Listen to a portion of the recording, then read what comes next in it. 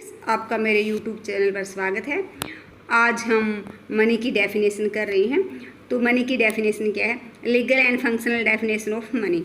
Legal definition में क्या होता है कि सरकार जिसको कानून के अनुसार मुद्रा घोषित कर देती, जिस भी वस्तु को वो क्या हो जाती, मुद्रा होती है। तो इसको ऑर्डर मनी भी कहते हैं कि जब तक सरकार का ऑर्डर चलता है तब तक वह मनी है, और जिस दिन सरकार ने ऑर्डर कैंसिल किया वो मनी भी क्या हो जाएगी, ख़त्म हो जाएगी। इस तरह नोटबंदी में सरकार ने 500 रुपये का नोट बंद किया था, 1000 का बंद किया था, तो वो मनी उस दिन से ख़त्म। तो ये लीगल मनी है। इसको फिएट मनी भी कहते हैं कि फिएट कार की तरह जब तक सरकार का ऑर्डर होता है ये बेरोक टोक चलती रहती है। तो इसमें 2 टाइप्स हैं हमारे, 2 चीज़ें आती है, पेपर मनी एंड क्वाइंस। तो करेंसी जो है वो हमारी क्या है, लीगल मनी, इसको लेने से कोई मना नहीं करता। तो इसको क्या है, हर कोई अपनी मर्जी से एक्सेप्ट करता है, पेपर मनी को और क्वाइन को, ये हमारी करेंसी में। फंक्शनल डेफिनेशन ऑफ मनी, तो anything that perform 4 function are called functional money. की कार्यात्मक परिभाषा के अनुसार क्या होता है, कोई भी वस्तु जो 4 जो फंक्शन है वो परफॉर्म करती है वो मनी कहलाती है। तो फंक्शन क्या है, medium of exchange, measure of value, standard of deferred payment और शेयर ऑफ वैल्यू। तो इसमें हमारा क्या है, इसमें तो हमने 2 चीज़ों को देखा था। सिर्फ करेंसी क्या थी, लीगल डेफिनेशन के अनुसार करेंसी ही हमारी क्या थी, मनी थी। लेकिन इस फंक्शनल डेफिनेशन के हमारा currency plus demand deposit, currency में हमारे क्या आ गए, हमारी करेंसी में 2 चीज़ें आ गई, नोट प्लस में क्या आ गए, क्वाइंस, और डिमांड डिपॉजिट में क्या आ गई, वो डिपॉजिट जो बिल्कुल तरल हैं, जिनको चेक के द्वारा कभी भी निकलवाया जा सकता है। तो इस परिभाषा के अनुसार ये चीज़ें हमारी क्या आ गई, मनी के अंदर शामिल हो गई। अब हमारी है narrow and broad definition of money. Narrow में हमारा क्या होता है, 2 चीज़ें शामिल होती हैं, currency plus demand deposit. Currency में हमारा नोट और सिक्के आते हैं, डिमांड डिपॉजिट जिसको कभी भी हम चेक के द्वारा निकलवा सकते हैं। अब है ब्रॉड डेफिनेशन कि एक इसमें हमारा क्या होता है, करेंसी प्लस डिमांड डिपॉजिट के अलावा भी आता है। तो एक मनी एसेट है, मनी एसेट में हमारा क्या आता है, currency plus demand deposit plus near money assets हैं। नियर मनी जिसको शॉर्ट पीरियड में हम क्या कर सकते हैं, मनी में कन्वर्ट कर सकते हैं। इसमें हमारा मेन रूप से एफडी आ जाती है, फिक्स्ड डिपॉजिट आ जाता है। Money value and commodity value of money. Money value हमारी क्या होती है, जो मनी है उसके ऊपर जो अंकित मूल्य होता है वो उसका क्या कहलाता है, मनी अंकित है। सपोज 2000 का नोट है, उसके ऊपर 2000 लिखा होता है, वो उसका क्या है, मनी वैल्यू है। कमोडिटी वैल्यू का मतलब है कि वो मुद्रा किस वस्तु की, किस धातु की बनी हुई है। फॉर एग्जाम्पल्स, यदि वो हमारा सोने या चांदी का, गोल्ड और सिल्वर के बने हुए हैं, तो उसकी क्या कहलाती, कमोडिटी वैल्यू कहलाती कि किस प्रकार की बनी हुई है। पहले सोने चांदी के होते थे, लेकिन आजकल हमारी जो कमोडिटी वैल्यू क्या है, अलॉय है, हमारे अलॉय मेटल्स के बने होते हैं। तो money value and commodity value में क्या होता है, आजकल जो हमारी धातु है, जिस धातु के बने होते हैं, अलॉय धातु के बने होते हैं, उनकी जो कमोडिटी वैल्यू है वो न के बराबर होती है, और मनी वैल्यू क्या है, वो बहुत ज़्यादा होता है। अब क्लासिफिकेशन ऑफ मनी, मनी को कई भागों में बांटा गया है। पहला है full bodied money. Full bodied money में क्या होता है कि इसकी money value and commodity value are same. Full bodied money में क्या होता है, इनके ऊपर इतना ही प्रेजेंट होता है कि इनके अंदर मैटर लगी होती है। तो गोल्ड और क्वाइंस के जो सिक्के होते थे, गोल्ड और जो सिल्वर के जो कॉइन्स होते थे, उन पे क्या होता था, मान लो 100 रुपये का गोल्ड अंदर लगाया तो उसके ऊपर अंकित मूल्य भी क्या होता था, 100 रुपये होता था। तो ये हमारी क्या थी, फुल बॉडीड मनी थी। फिर है रिप्रेजेंटेटिव फुल बॉडी मनी।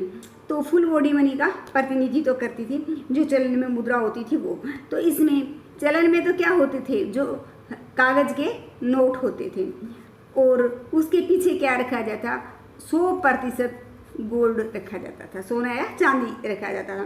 तो इसको हायर अथॉरिटी या जारी करने वाली अथॉरिटी क्या देती थी, ये आश्वासन देती थी कि इन जो हमारे चलन में जो नोट हैं वो सिर्फ एक प्रकार की चिट हैं, इनको हम सोने और चांदी में बदलने का प्रावधान दिया जाता था। हर अथॉरिटी हमें आश्वासन देती थी कि जब भी ज़रूरत पड़ेगी आप इनको सोने और चांदी में क्या करवा सकते हो, परिवर्तित करवा सकते हो। क्योंकि जितने ही नोट इशू किए जाते थे उसके पीछे 100% क्या रखा जाता था, सोना या चांदी रखा जाता था।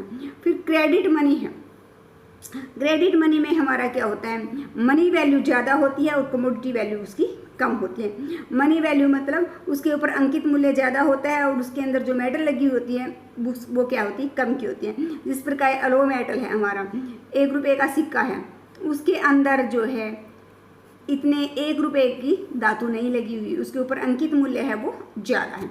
अब कमोडिटी जो क्रेडिट मनी है उसकी कुछ फॉर्म्स हैं। एक टोकन कॉइन्स है, जैसे 50 पैसे का सिक्का है, 1 रुपये का सिक्का, ये टोकन कॉइन्स हैं, छोटे छोटे मूल्य के होते हैं। तो इनके ऊपर भी अंकित मूल्य ज़्यादा होता है और इनके अंदर मेटल्स जो है वो कम की लगी होती है, इसलिए ये भी क्रेडिट मनी है। रिप्रेजेंटेटिव टोकन मनी होती है। तो चलन में तो क्या होते हैं, कागज़ की चिट होती हैं या कागज़ के नोट होते हैं, लेकिन उसके पीछे क्या लगा होता है, 100% सोना या चांदी रखा होता है। इनको सोने और चांदी में परिवर्तित किया जा सकता है, तो ये होती है। लेकिन चलन में जो नोट हैं उनके ऊपर तो क्या है, वो 100 रुपये का नोट है, अंदर उसके 100 रुपये का कागज़ नहीं लगा हुआ था। फिर हमारा है circulating promissory note of the central bank. Central bank के जो प्रोमिसरी नोट हैं वो भी हमारे क्या हैं, क्रेडिट मनी है। इस प्रकार से 2000 रुपये का नोट है तो उससे हम 2000 की परचेजिंग कर सकते हैं, कोई वस्तु है 2000 तक की खरीद सकते हैं, लेकिन उसके अंदर जो पेपर लगा होता है उसका जो हमारा वैल्यू है पेपर की वो 2000 रुपये नहीं होती, वो कम होती है। यदि उसको हम फाड़ कर देखना चाहें तो वो उसकी वैल्यू क्या होती है, 0 के बराबर हो जाती है। तो इस प्रकार से हम कहते हैं कि इसमें भी हमारा क्या होता है, मनी वैल्यू ज़्यादा होती है और कमोडिटी वैल्यू 2000 रुपये का नोट है, इसके ऊपर लिखा होता है मैं धारक को 2000 रुपये देने का वचन अदा करता हूँ और इसके नीचे रिजर्व बैंक के गवर्नर के सिग्नेचर होते हैं। तो 2000 रुपये का वचन, इसका मतलब है कि वो आपको सोना चांदी देने का आश्वासन नहीं करता। वो जब भी हमारी नोटबंदी की जाती है या कोई और सिचुएशन आ जाती है तो आपको 2000 के बराबर हमारे क्या हैं 500 के 4 नोट मिल जाएंगे। 100 के हमारे आप लेना चाहोगे तो 20 नोट मिल जाएंगे। उसी प्रकार से 50 छोटे नोट आपको मिल जाएंगे। ये हमारा क्या कहता है, circulatory promissory note of central bank भी क्या होते हैं, हमारे क्रेडिट मनी होते हैं।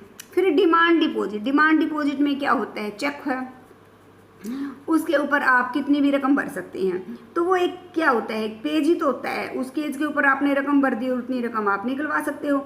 तो उस पेज का फाड़ें तो उसका अपना तो कोई मूल्य नहीं, लेकिन उसके ऊपर आपने 2 लाख रुपए लिख दिए, उस 2 लाख का क्या है, उतने ही रुपए आप बैंक से निकलवा सकते हो, उस 2 लाख का महत्व है। तो वो भी क्या है, हमारी क्रेडिट मनी है। तो ये हमारे क्या थे, फॉर्म ऑफ क्रेडिट मनी था। अब है हमारा फंक्शंस ऑफ मनी। तो function of money can be classified into 3 groups. किनको 3 ग्रुप्स में हम बांट सकते हैं। पहला है प्राइमरी और मेन फंक्शन। प्राइमरी और मेन फंक्शन क्या है, ये वो फंक्शन है जो हर टाइम्स में और हर कंट्री में सिर्फ और सिर्फ क्या करती है, मनी ही परफॉर्म कर सकती है। तो प्राइमरी फंक्शन में हमारे 2 फंक्शन आते हैं। मीडियम ऑफ एक्सचेंज, विनिमय का माध्यम, कि इससे में हम किसी भी वस्तु को एक्सचेंज करते हैं। मान लो हमारे पास राइस है, चावल है, तो चावल को बेचकर हम क्या प्राप्त करेंगे, मनी प्राप्त करेंगे। और मनी से आप सूज लेना चाहते हो तो वहाँ से प्राप्त करोगे। तो यहाँ ये कमोडिटी थी, ये भी एक कमोडिटी है, लेकिन बीच में मीडियम कौन बन गया, हमारा मनी बन गया। तो सी जो रिलेशनशिप था अब क्या बन गया, CMC। तो ये सबसे मेन कार्य है मीडियम ऑफ एक्सचेंज की। इसके द्वारा हम क्या कर सकते हैं, किसी भी वस्तु को एक्सचेंज कर सकते हैं। तो इसके से हमारा क्या हुआ, तो जो डबल कोइंसिडेंस था, लैक ऑफ डबल कोइंसिडेंस, वो अब क्या हो गया, फिनिश हो गया, वो खत्म हो गया। उसकी ज़रूरत ही नहीं पड़ती हमें कि ऐसा आदमी ढूंढे जो हमारी आवश्यकता से, जिसकी आवश्यकता मेल खाती हो। नहीं, हम सीधी अपनी कमोडिटी को बेचेंगे और उससे जो मुद्रा आई उससे हम दूसरी वस्तु खरीद लेंगे। इससे हमारा क्या हुआ, save over time and energy. हमारा टाइम भी बच गया, हमें ढूंढना ही नहीं पड़ा, और हमारी एनर्जी भी बच गई। This the process of exchange become easy and short, कि पहले इतनी लंबी प्रोसेस से गुजरना पड़ता था कि हमें डबल कोइंसिडेंस वाला व्यक्ति ढूंढना पड़ता था। अब वो लंबी प्रोसीजर क्या होगी, बिल्कुल शॉर्ट होगी और आसान होगी। अपनी वस्तु को बेचो, किसी भी टाइम बेचो, और किसी भी टाइम जब हमें ज़रूरत है तब हम दूसरी वस्तु को खरीदेंगे। ऐसा भी नहीं है कि आज बेचिए आज ही हमें दूसरी वस्तु खरीदनी पड़ेगी, नहीं, उस टाइम जिस टाइम देते थे उसी टाइम दूसरी लेनी पड़ती थी। तो ऐसा मीडियम ऑफ एक्सचेंज के कारण ये हमारा क्या था, उसका प्राइमरी फंक्शन था। फिर मेजर ऑफ वैल्यू, कि इसमें हम क्या कर सकते हैं, मूल्य को माप सकते हैं। पहले तो हम क्या कर सकते थे, जब हमारी वस्तु विनिमय प्रणाली थी, बार्टर सिस्टम था, तो एक मूल्य नहीं था सभी के लिए। अब तो हम कह सकते हैं 1 किलो जो चीनी है वो 50 रुपए की है, तो वो सभी के लिए है, सेम मूल्य है। लेकिन पहले नहीं था, हर व्यक्ति के लिए अलग अलग मूल्य था, लिख तो सकते ही नहीं थे। तो अब मेजर ऑफ वैल्यू हमारा क्या बन गया, सभी के लिए एक समान बन गया कि मूल्य को माप सकते हैं हम। किस में माप दिया हमने, मनी में माप दिया कि 50 रुपये है। तो इससे क्या हुआ, यूनिट ऑफ अकाउंट बन गई है हमारी, माप की सबके लिए एक समान मूल्य का। अकाउंटिंग भी कौन ईजी कि हिसाब किताब रखना अब हमारा क्या हो गया, आसान हो गया। अब firm can measure there cost, income and profit. अब इसके मनी के आने से फर्म क्या करने लगी, ये मेजर करने लगी कि कितनी उसकी कॉस्ट आई है, कितनी उसको इनकम मिली है। यदि कॉस्ट से इनकम ज़्यादा है तो इसका मतलब उसको प्रॉफिट हुआ है, तो उसको प्रॉफिट हुआ है, लॉस हुआ है, वो ये सारी चीज़ें मान लगे। अब उसको कितनी लाइबिलिटीज़ हैं, कितने एसेट्स हैं, ये मनी के आने से उसके लिए जानना क्या हो गया, आसान हो गया। अब फिर है हमारा ये 2 प्राइमरी फंक्शंस थे, तो मुद्रा को मुद्रा होने के नाते अवश्य ही करने पड़ते हैं। सेकेंडरी फंक्शन में वो फंक्शन आते हैं जो प्राइमरी फंक्शन की हेल्प के लिए मुद्रा करती हैं। तो इसमें हमारा जो है फर्स्ट है, जो सेकेंडरी फंक्शन है वो है हमारा स्टैंडर्ड ऑफ डिफर्ड पेमेंट। तो standard of deferred payment, deferred payment क्या होता है, जो पेमेंट आज नहीं करना चाहते हम भविष्य के भुगतानों के लिए। तो भविष्य के भुगतान कौन से हैं, जिनका भुगतान हम आज नहीं बल्कि भविष्य में किसी तारीख को पूरा करना चाहते हैं। तो इसमें अब क्या हो गया हमारा, हमने मान लो किसी से 2 लाख रुपये बोरो किए हैं, उधार लिए, अब हमें वो 2 साल बाद लौटाने हैं। तो हम क्या करेंगे, इसमें हम क्या कर देंगे, इंटरेस्ट ऐड करके उसको वापस कर देंगे, तो कोई दिक्कत ही नहीं है। तो भविष्य के लेन देनों के लिए या क्या होगी हमारी, बिल्कुल सुविधाजनक हो गया। मुद्रा पहले ऐसा नहीं था, पहले तो लड़ाई का आधार हो जाता था, गुणवत्ता में कमी आ जाती थी, अब ऐसा नहीं है। तो इसमें हमारा क्या होता है, ये क्यों किया जाने लगा, मुद्रा देखो सबसे ज़्यादा स्टेबल है, रिलेटिवली दूसरी वस्तुओं के ज़्यादा मुद्रा क्या स्टेबल है। इसको सभी लोग क्या कर लेते हैं, मन मर्जी से एक्सेप्ट कर लेते हैं, उसको किसी को दबाव नहीं डालना पड़ता कि मुद्रा को एक्सेप्ट करे, वो अपने हिसाब से इसको एक्सेप्ट कर लेते हैं। फिर ये ड्यूरेबल भी है कि सबसे ज़्यादा ड्यूरेबल है। इसके कारण क्या हुआ, हमारा जो डिफर्ड पेमेंट में मुद्रा आई, इसके कारण क्या हुआ, lead to the development of money market. Money market का विकास हुआ है हमारा, जिसमें money market and capital market, ये मुद्रा के आने से पहले इनका कोई विकास नहीं था। तो इन दोनों मार्केट्स किसके आने से हुई, मुद्रा के आने से ही चली है। तो दूसरा है हमारा store of value. Store of value, पहले हम क्या कर सकते हैं, मुद्रा के रूप में हम कितना भी धन क्या कर सकते हैं, आप संचय कर सकते हैं। संचय के कार्य को आसान बना दिया, क्योंकि मुद्रा में संचय करना है, इसके लिए हमें न तो बड़ी सी जगह की ज़रूरत, मुद्रा का मूल्य भी बहुत ज़्यादा कम या ज़्यादा नहीं होता, तो मुद्रा ड्यूरेबल भी है, सभी लोग उसको एक्सेप्ट करते हैं। तो ये गुण है मुद्रा में। तो स्टोर के लिए प्लेस भी नहीं रखना पड़ता, ये नासवान भी नहीं है। तो मुद्रा ने क्या कर दिया, संचय के कार्य को आसान बना दिया कि आज हमारा ये है कि हम मुद्रा को संचय करना चाहते हैं, क्योंकि हमारी प्लानिंग उसको 2 साल बाद खर्च करने की या कहीं इन्वेस्ट करने की, कुछ लेने की है कुछ महीने बाद, तो उसको से को हम क्या कर सकते हैं, स्टोर करके रख सकते हैं। ट्रांसफ़र ऑफ वैल्यू, कि वैल्यू को ट्रांसफ़र करना है। वैल्यू को ट्रांसफ़र हम हस्तांतरण, मूल्य का जो हस्तांतरण है वो 2 प्रकार से कर सकते हैं। Transfer of money from man to man, कि एक आदमी से दूसरे आदमी को ट्रांसफ़र करनी है, और प्लेस टू प्लेस करनी है, कि एक स्थान से दूसरे स्थान पर ट्रांसफ़र करनी है। तो मुद्रा के आने से ये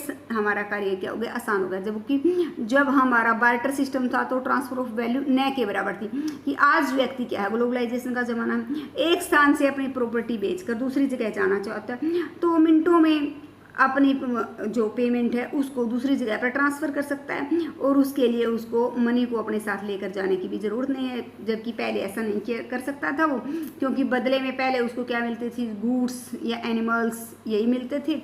तो नासवान चीज़ें थी कि गूड्स रास्ते में टूट फूट जाती थी, एनिमल्स भी बीमारी वगैरह से मर जाते थे। तो ट्रांसफ़र करना मनी का, वैल्यू का बहुत ही असंभव सा कार्य था, जबकि मुद्रा ने इसको क्या बना दिया, आसान बना दिया।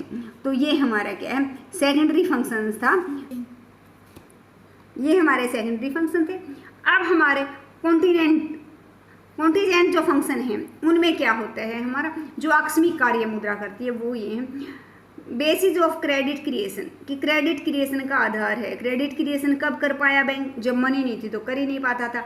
आज हम क्या है, चेक है, ड्राफ्ट है, विनिमय पत्र है, इनके द्वारा सारे कार्य कर लेते हैं। तो इनका बेस क्या है, मनी है। यदि आप बैंक से चेक के द्वारा पैसा निकलवाते हैं तो कब पॉसिबल हुआ, जब आपने बैंक में पैसा डिपॉजिट करवाया तभी तो आप चेक के द्वारा कोई पेमेंट कर पाओगे। तो इन सभी का प्रयोग हम तभी कर पाते हैं जब हमारे पास मुद्रा है। तो मेजरमेंट ऑफ मैक्सिमम सेटिस्फैक्शन, कि हमारा मैक्सिमम सेटिस्फैक्शन कौन चाहता है, कंज्यूमर चाहता है मैक्सिमम सेटिस्फैक्शन। वो जिस वस्तु को खरीदता है उससे उसको क्या मिलती है, सेटिस्फैक्शन मिलती है। और मुद्रा के रूप में वो क्या करता है, त्याग भी करता है। तो marginal utility of X commodity is equal to price of X, जो त्याग किया और जो पाया उन दोनों को बराबर करके क्या कर लेता है, वो अपनी सेटिस्फैक्शन को मैक्सिमम कर लेता है। तो मुद्रा के आने से ही संभव हुआ है हमारा ये, कि हमने इसकी प्राइस ऑफ एक्स, और यदि वो 2 कमोडिटी खरीदता है तो वो अपनी सेटिस्फैक्शन को marginal utility of X is equal to marginal utility of Y is equal to price of X और प्राइस ऑफ वाई, ऐसे करके वो क्या निकाल लेता है, अपनी मैक्सिमम सेटिस्फैक्शन कर लेता है। डिस्ट्रीब्यूशन ऑफ नेशनल इनकम, कि मनी के आने से नेशनल इनकम का डिस्ट्रीब्यूशन, जो 4 फैक्टर थे, 4 फैक्टर हमारे कौन कौन से थे, लैंड, लेबर, कैपिटल और एंटरप्रेन्योर, इनके बीच करना क्या हो गया, आसान हो गया।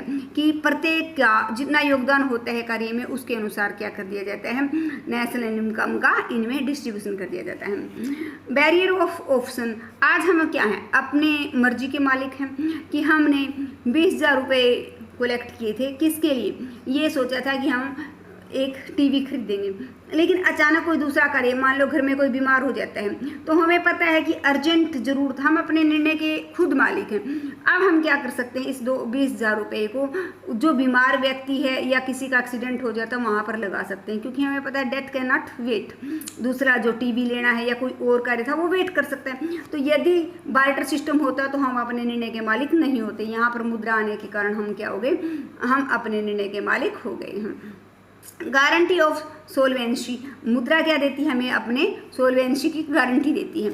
इस प्रकार से कोई भी फैक्ट्री है वो अपने पास अपनी शोध क्षमता, सोलवेंसी के लिए क्या लगती है, कुछ ना कुछ मनी रखती है। और जिसके पास जितनी मनी होती है उसकी सोलवेंसी उतनी ही ज़्यादा होती है। माना कि एक फैक्ट्री है जिसकी के पास खूब सारा पैसा है, तो उसको कोई भी उधार देने के लिए तैयार होता है। बैंक उसको, जिसकी रेपुटेशन ज़्यादा होती है उसको कोई भी उधार देने के लिए तैयार। रेपुटेशन किस पर आधारित होती है, एक अमीर व्यक्ति है उसकी रेपुटेशन ज़्यादा होती है, हम उसको उधार भी देना पसंद करते हैं। लेकिन एक गरीब व्यक्ति है उसके रेपुटेशन क्या होती है, कम होती है, उसके पास सोलवेंसी नहीं है, तो उसको कोई उधार देना पसंद नहीं करेगा। Increase in the liquidity of capital, इससे कैपिटल की लिक्विडिटी क्या होगी, इंक्रीज होगी। जिस प्रकार से मुद्रा को लेने से कोई मना नहीं करता, लेकिन मकान है, सबसे तरल रूप है ये मुद्रा, लेकिन जो हमारा कैपिटल का मकान है, हमारा दुकान है, कोई अन्य चीज़ है हमारे पास, जो हमारी प्रॉपर्टी है, वो इतने तरल नहीं है, उनको लेने से मना किया जा सकता है। ये जितने भी तीनों फंक्शंस थे हमारे,